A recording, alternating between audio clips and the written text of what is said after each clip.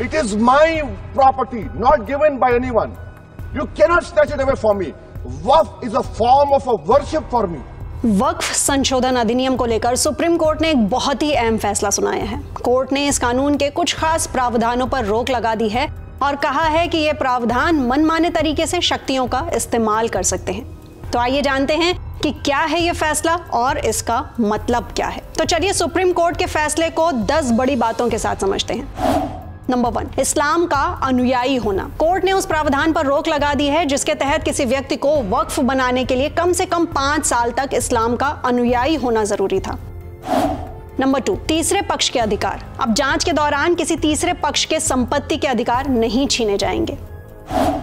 Number 3, गैर मुस्लिम सदस्य। वक्फ board के 11 सदस्यों में 3 से ज्यादा और कुल मिलाकर 4 से ज्यादा गैर मुस्लिम सदस्य नहीं हो सकते। नंबर 4, पूरे कानून पर रोक नहीं। कोर्ट ने साफ किया कि पूरा कानून संवैधानिक है, सिर्फ उन धाराओं पर रोक लगी है जो मनमानी हो सकती थी।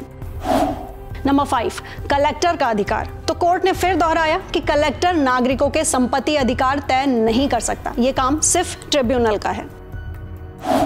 नंबर 6, रजिस्ट्रेशन की व्यवस्था। वक्फ संपत्ति के रजिस्ट्रेशन की व्यवस्था फिर से शुरू की गई है।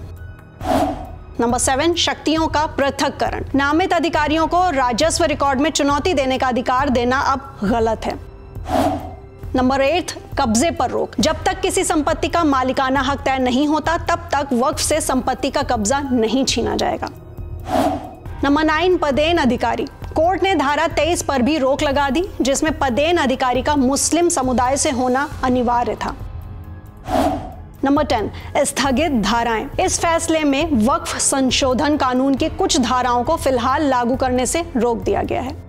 तो अब यहाँ पर कानून पर क्यों शुरू हुआ था विवाद, ये भी आपको बताते हैं।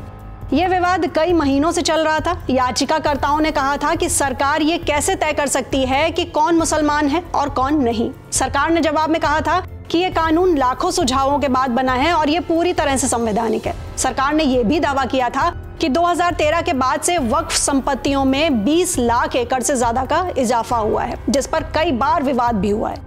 ऐसे में वक्फ संशोधन कानून के खिलाफ सुप्रीम कोर्ट ने 5 मुख्य याचिकाओं पर सुनवाई की। इसमें AIMIM सांसद असदुद्दीन ओवैसी की याचिका शामिल थी। CJI BR गवई और जस्टिस AG मसीह की बेंच ने सुनवाई की। केंद्र की तरफ से सॉलिसिटर जनरल तुषार मेहता और याचिकाकर्ताओं की तरफ से कपिल सिब्बल, अभिषेक मनु सिंघवी और राजीव धवन पैरवी कर रहे थे। इन सभी चीजों को देखते हुए सुप्रीम कोर्ट का ये फैसला वक्फ कानून में ट्रांसपेरेंसी और कानूनी बैलेंस लाने की दिशा में एक बड़ा कदम है। आप इस फैसले पर क्या सोचते हैं, हमें कमेंट सेक्शन में जरूर बताएं और साथ ही साथ ऐसे ही इंफॉर्मेटिव एक्सप्लेनर्स के लिए सब्सक्राइब करें INX लाइव को।